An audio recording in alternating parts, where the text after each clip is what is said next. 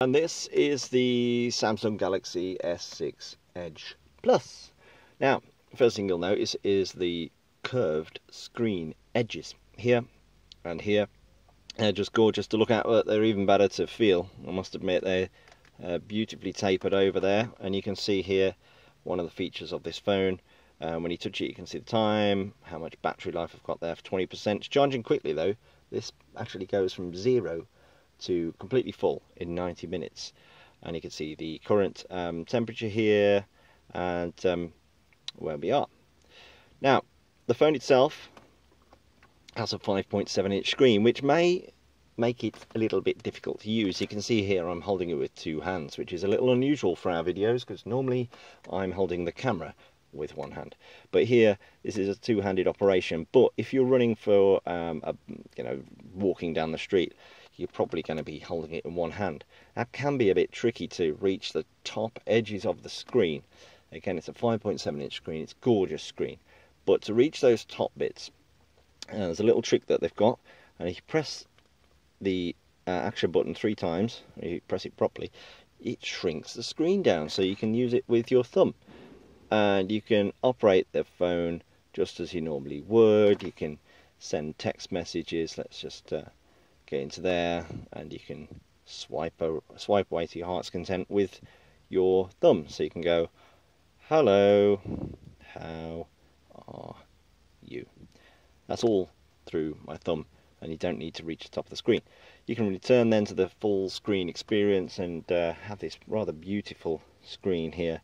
And you've probably seen it in the review, the pictures that I've already taken, but it is a gorgeous thing to be looking at. Here you can see it's got Flipboard included as well on the left swipe, and you can get all the latest news depending on what your particular tastes are. You can get news for your particular interests. Now at the top we've got a selfie camera that comes with a range of filters and things within the camera software, so you can have yourself looking rather nice. On the back, which is a beautiful flat glossy gold panel. This gold one is available from giffgaff, by the way, but they also do the black one too. 32 gigs of onboard storage. You get 100 gigs of cloud storage through Microsoft OneDrive. No micro SD card slot though, unfortunately. Now the camera there is a bit pronounced, as you can see, but it does produce some absolutely gorgeous photos, and it's got a flash there as well. Even in low light, it's brilliant. We've got the power button here, but you can, as you can see, how thin that edge is there. But it doesn't reduce how holdable the phone is. You can still hold it rather well. You got that action button that I'll keep pressing there. That will wake the screen up as well. You got a back button, you got a menu button, and that also lets you flick through your recent apps. Another little trick that menu button does, if you press and hold it, you can have one app, let's say Chrome, on the top half of your screen, and you can have say email on the bottom half of your screen, and you can swipe one of the apps up and down depending on which app you're going to be using the most. So I can browse away on here, and I can check my email down there. It's a good bit of multitasking, especially on a screen of this size. You can do a number of different things, and you can also do it that way as well. So you can check your email while you're browsing.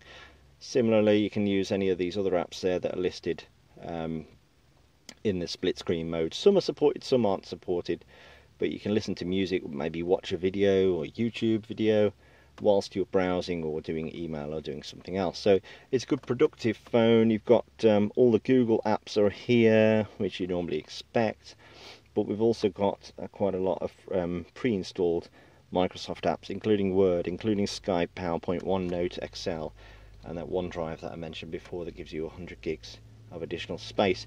We've got the Samsung S Voice system, which you can activate through a keyword, sort of a phrase. But I'm going to just activate it here. Update Twitter.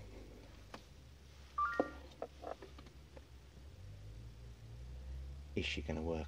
Let's see. What would you like to say? What a gorgeous day it is today. Say update, cancel, or provide new status. Cancel. Okay, cancelled. What's the weather going to be like today?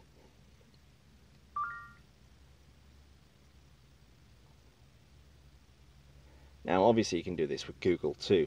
Samsung have added this in here, which seems to be taking a little bit longer than I anticipated for this video, just to get me the weather forecast, but it's probably due to a... Sorry, your request timed out.